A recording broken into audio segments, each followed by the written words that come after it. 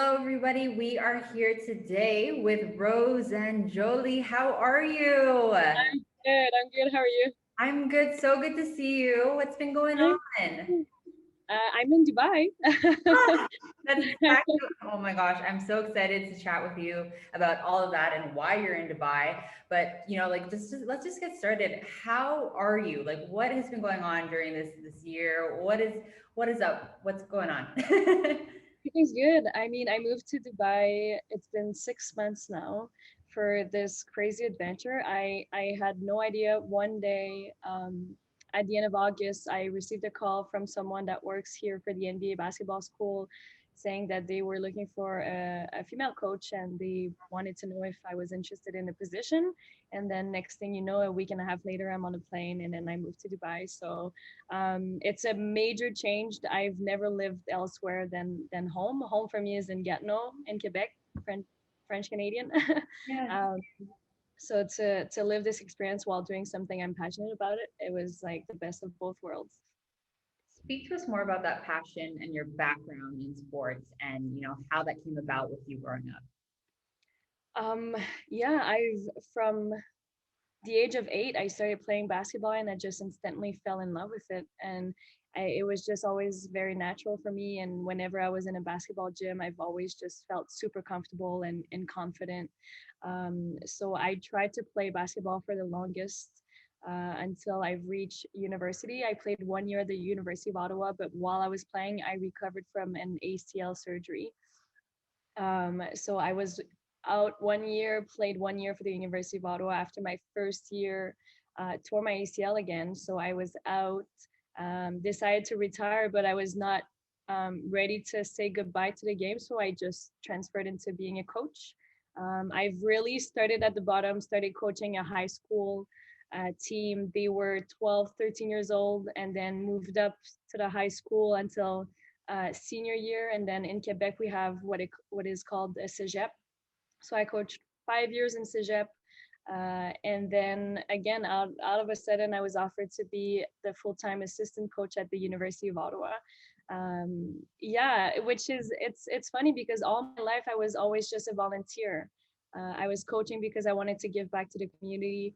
All the coaches I had growing up were always pushing us to be involved, whether it was scorekeeping, being an official, or coaching.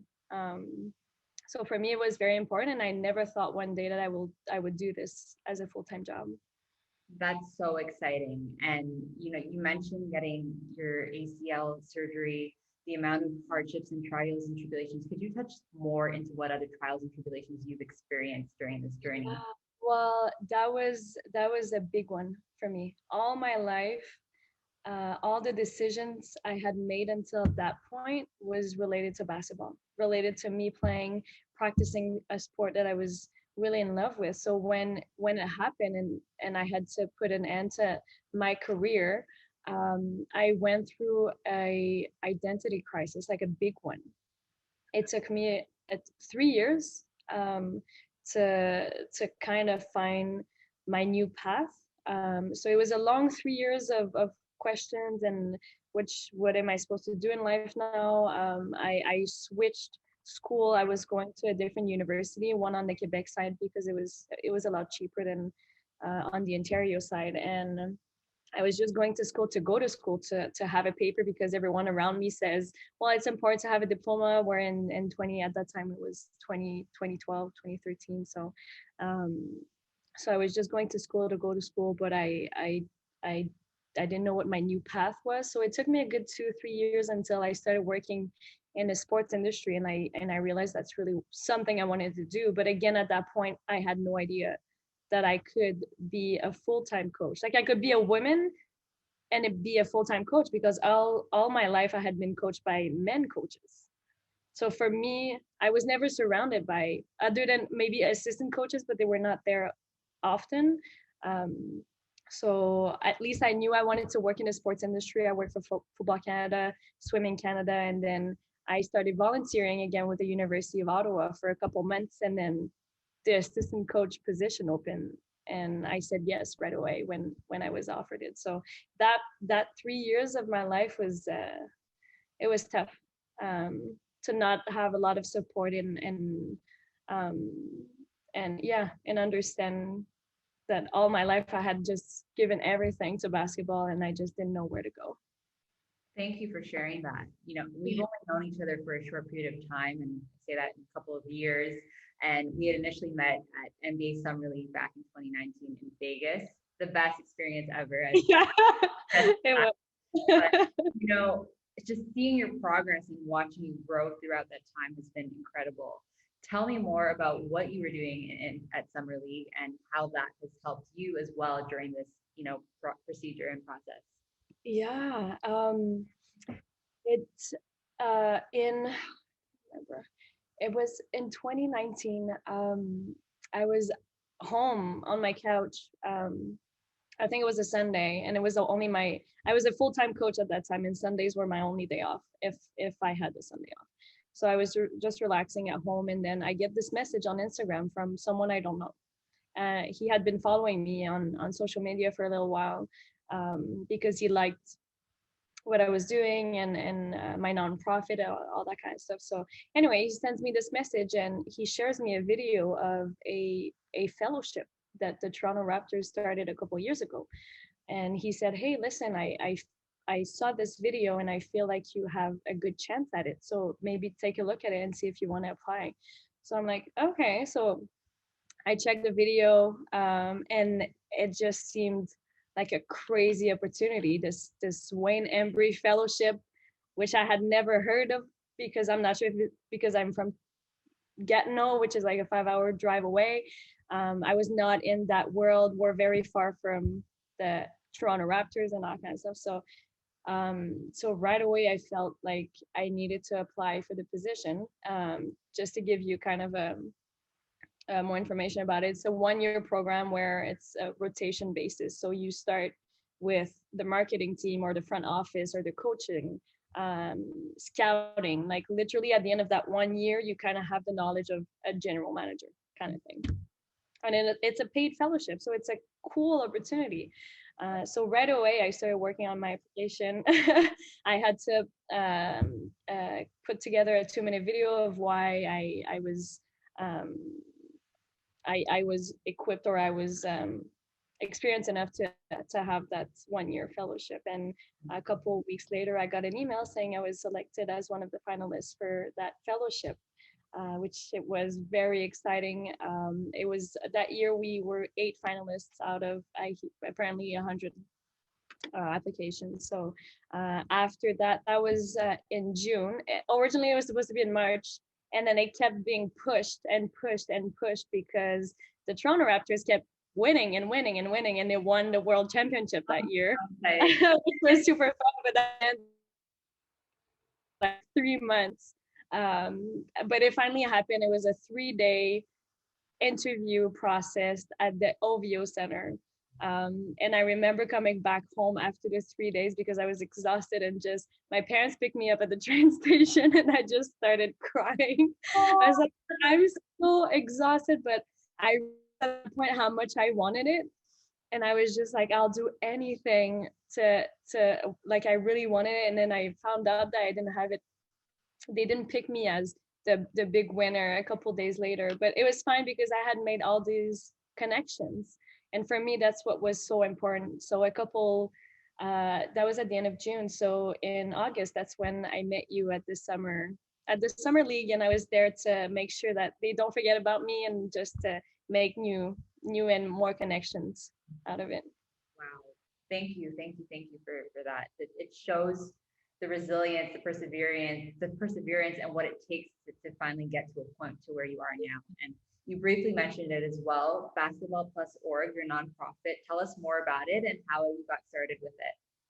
Uh, um, it might take a long time because when I start talking about it, um, it's my baby. I started it in 2017. So again, a random story.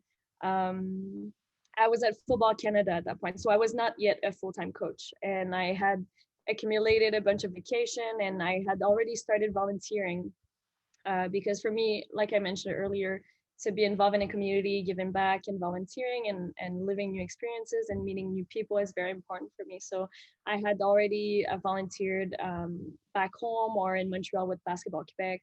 I went to Edmonton for the FIBA America's Women's Basketball Championship, where I was the team liaison for Argentina.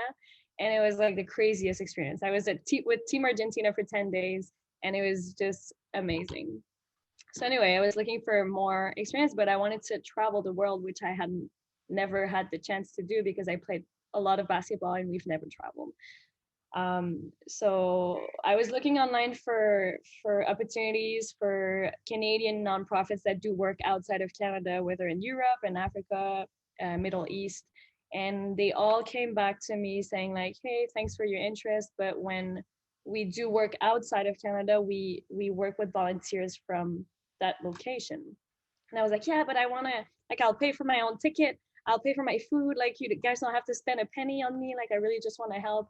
And again, like most of them came back saying, "Yeah, but when you're there, we still have to use like human resources to train you or whatever." And it was I only had 3 weeks, so I couldn't find a nonprofit.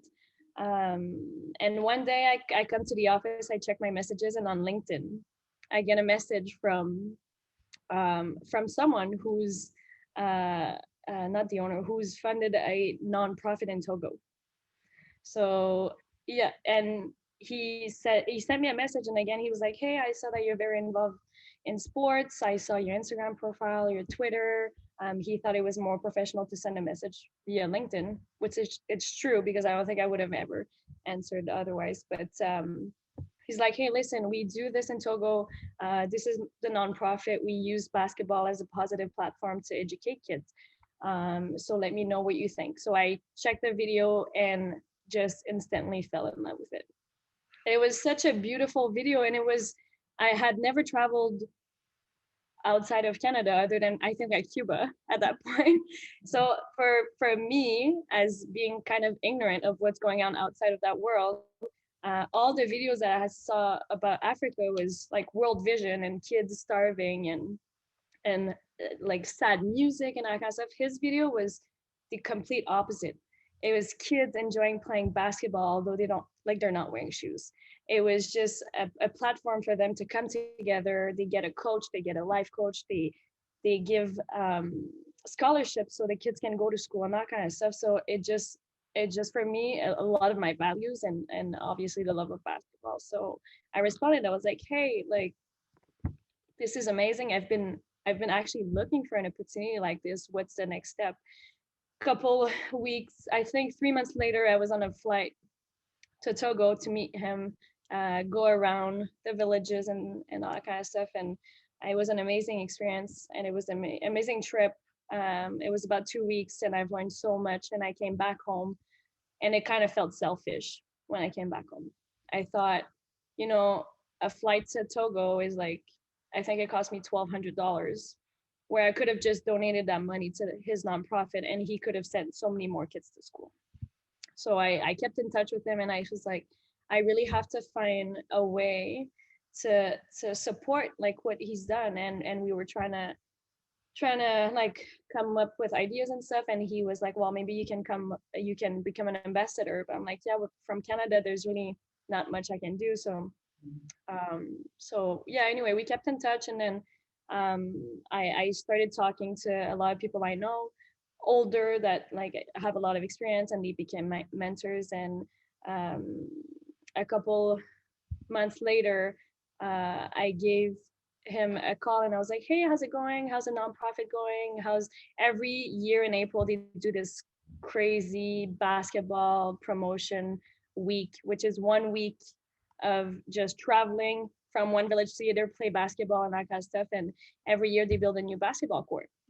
So I asked him, I was like, "Hey, where's that new basketball court? Did I visit the village where it's going to be built?" And he told me that year they didn't have enough fund to build a new basketball court.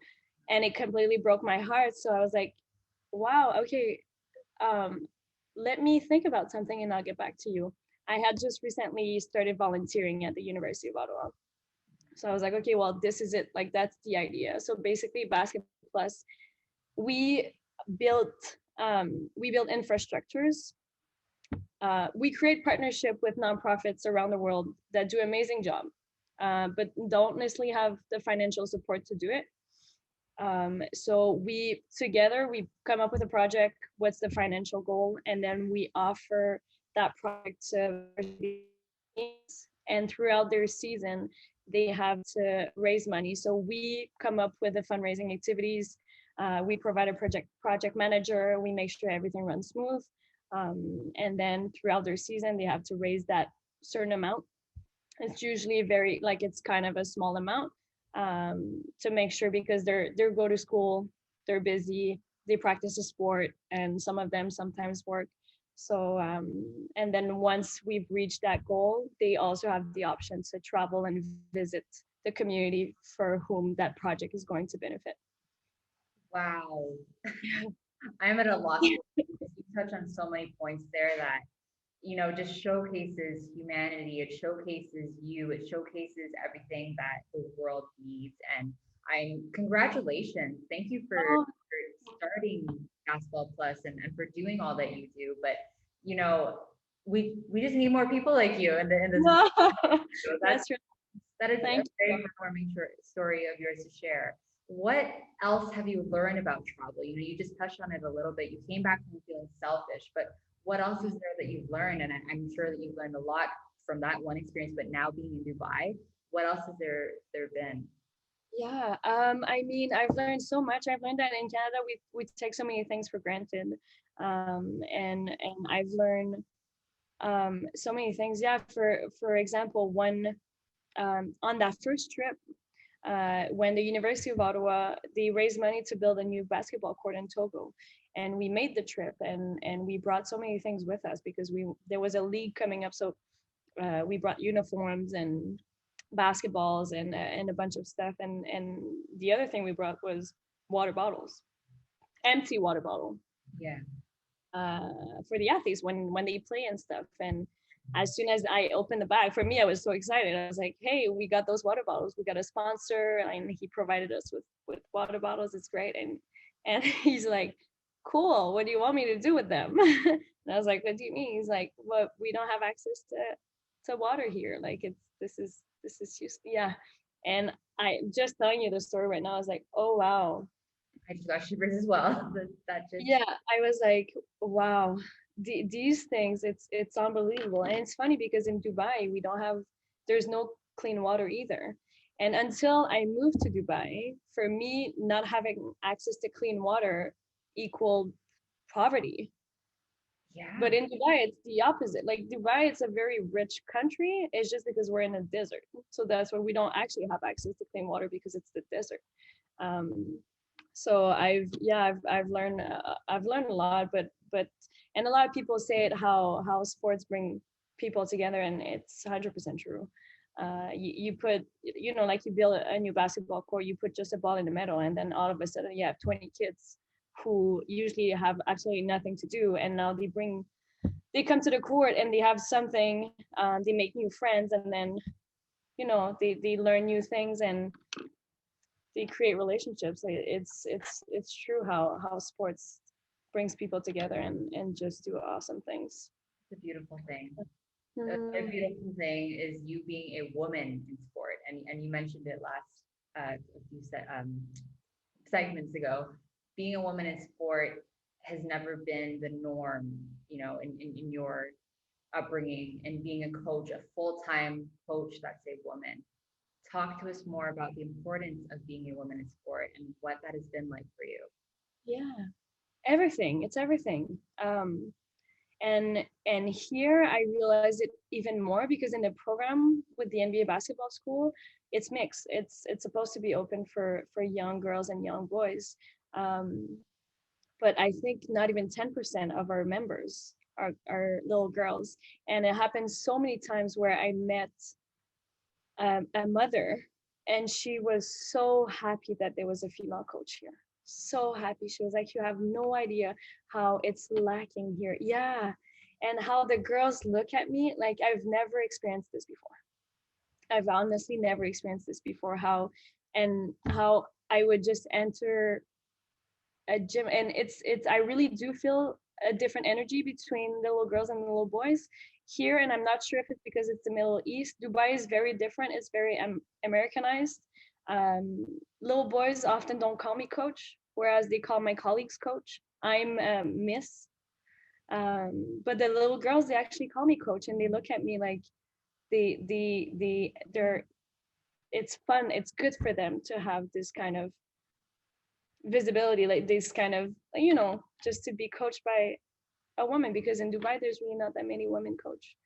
um, but it was not always easy, and still to this day, like I've gone through things. I've been here for 6 months, and there's so many things that have happened, and even in the past, it's really not easy. And I was thinking about it the other day, because I've always worked in the sports industry. So I've worked at Football Canada, Swimming Canada, as a basketball coach almost, for the past 15 years now. um, and we talk often about women in sport, but we don't talk often about, like, I feel like it should be the other way around. like like how come we don't have that many women in sport? Do you understand what I mean? Like, Yeah. can we talk about men and their egos in sport instead of talking about women in sport? Because that's where the issue is. Mhm. We don't have and I'm right now, it seems like I'm generalizing. Like, obviously I've had great colleagues, and then there's some of them that haven't been nice.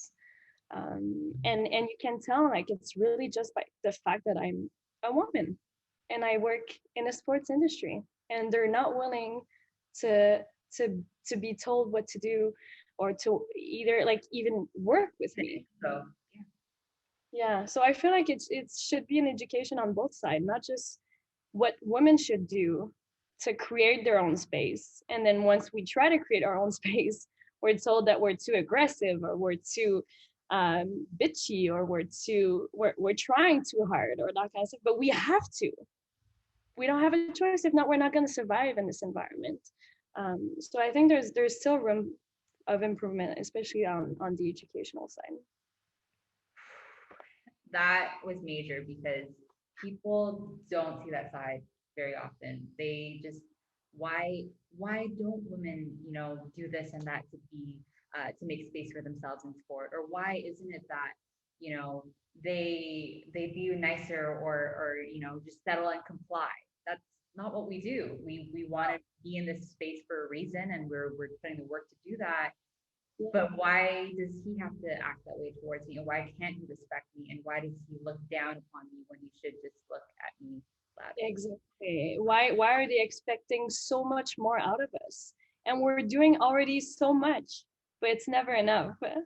Oh man, on about this. And I thank you so much for bringing in that perspective because, like I mentioned, a lot of people don't see it that way. And it's always the problem always trickles down to us when it should not be us. So, No. what is some advice that you would want to give to not only your younger self, but the ones that are looking up to you right now? Oh, that's a very good question, because I've had a lack of self-confidence, insecurities my entire life, and still to this day, other than when I step on a basketball court, because that's where I'm most comfortable. But in the work environment, because like I mentioned, I've always worked in the sports industry, so self-confidence, I'm lacking self-confidence and insecurities, and still to this day. But I know I've grown a lot, and I've experienced enough things to be able to adjust. But I would say, stop doubting yourself. You're enough. And it's not because you don't have, it's not because you're not old enough, to their eyes, or not because you don't have enough experience, that you shouldn't be put in a certain position. Like, men do that all the time, where they apply for positions, or they get positions that they don't even have half of the experience that was required. So we should be able to do the same thing, where we're confident enough that we're able to do the job, and believe in yourself. And if you put the effort in it, then you'll do just fine. So stop doubting yourself. Thank you. What is something that inspires you? I want to know more about how you make it each day? What do you wake up to and tell yourself, yes, Rose, I'm doing this because I'm doing this. What else inspires you? I the biggest inspiration Inspiration. what is it in English? You're also bilingual in French, so some words you Yeah. might no worries. It's inspiration. Okay. Um, my biggest inspiration, um, her name, I've never met her, and I know I will one day. And it's funny because all my life, I've always had a hard time, kind of putting someone on a pedestal that is younger than me. But now I feel like maybe I'm at the age where it's okay to have a younger inspiration. But my best friend bought me a book for my birthday. I think I was 20, 25, and it was the biography of Malala. And I don't know if you've heard her story or if you've heard of her, but long story short, she's from Pakistan, and she was raised by this amazing man who believes in women and who believes in the education of young girls. So they started this process together because he wanted to make sure that his daughter, has a proper education. But in Pakistan, where they're from, it's almost against the Yeah. government to educate young girls. So they started this fight, and at the age of 15, she was shot by the Taliban in the head, and she survived. And she created this crazy big nonprofit. And I read this book at least 3 times, and I'm so grateful that my best friend bought me this book because it completely changed my life. Like at that point, I still hadn't really traveled. I didn't go to Togo. Like this whole thing just started this new journey for me of wanting to give back. And she actually gave me the courage and the power because at the age of 15 she was already doing so much. So you can never be too young to accomplish things. She was 15 when when she got shot, but she had already started that fight about making sure that all girls have access to education. So I think I was 25 or 26. And I was like, oh my God, what am I doing with my life? I need to do more. So she gave me that power and that courage to start traveling alone, because so many times I travel to whenever I travel for my nonprofit, I travel alone, and people are like, oh my God, you're a girl and you travel alone. And I'm like, yeah, man, I shouldn't be. That shouldn't be something to fear. That Yeah, exactly. Like, why is it like that? So yeah, she gives me a lot of strength every day when I think about her. wow. On the note of travel again, like I mentioned to you earlier, I took the leap and I've been in Mexico for the past couple of months, and I've gotten a lot of feedback in regards to, oh, like, aren't you afraid? Or, oh, like, shouldn't you, you're a woman, you're a solo woman. Like, no, we, why should that be the thought when we as women are strong, we're capable, we're fully, don't worry, like, just don't worry, like, we'll be fine. And Yeah. shown that through all that you do. What is next? Like, I know obviously you're still in the basketball world, and these are all your, this is your life, but what other ventures could we expect from you, Rose? Oh, that's a tough question.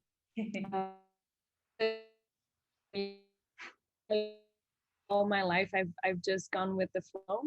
Like I mentioned earlier, I never thought I would be a full-time coach, because I never really thought that a woman could be a full-time coach. And then here I am, I'm a full-time coach, and I'm doing this for a living. um, I until I read Malala's book, like I never thought I would start my own nonprofit, and we've been, now it's 3 years. We've put our third project on hold, but we've accomplished 3 projects so far. So I'm not sure what's next for me. I might be in Dubai for a year, for I don't know how long. I mean, I would love to work for the NBA. I would love to work for the WNBA. I'm not sure if my path is more on the court as a coach or on the operation side, front office, maybe general manager one day. Like really, at this point, sky's the limit. Shivers, I can feel it happening for you. I, you don't even, you're saying like, I want to, but I can feel it. It's going to happen. Continue. uh, that's really nice of you. I feel like I have strength on the coaching side, and I have a lot of strength on the operation side. So I would be more than happy to experience either or. But like I said, it's very tough for me to point exactly what I want to do, because I've always lived my life with just going with the flow, and whatever opportunity comes, I'll jump on it. So we'll see. We'll see. This I'm so moved, you know, just hearing your story and hearing all that you just shared has really opened my eyes even more to things. And I'm just so proud of you. And the time we've known you again has been very short, but just seeing how you progressed to get to this point of your life has been amazing to watch. And the amount of things that you continue to do to push being a woman in sport, and the fact that you're where you are right now in Dubai, coaching full time, it's just so remarkable to see. So thank you so much, Rose, for sharing all of that and doing everything that you do and taking the time to speak with me today. So thank you, thank you, thank you. No, thank you. Like I said earlier, I feel very honored to be part of this show with you, and you inspire me, and I hope you know that you inspire me as much as I inspire you, and we're in this together. For Sorry. sure. That's where this always happens whenever we get into a conversation, but that really means a lot to me. And the fact I gotta bring it up. Rose flew out to my birthday, y'all, last August. She flew out to my birthday, okay? A little mini, you know, summer shindig, I guess you want to call it. And Rose, she was in attendance, okay? So thank you so much. You're beautiful.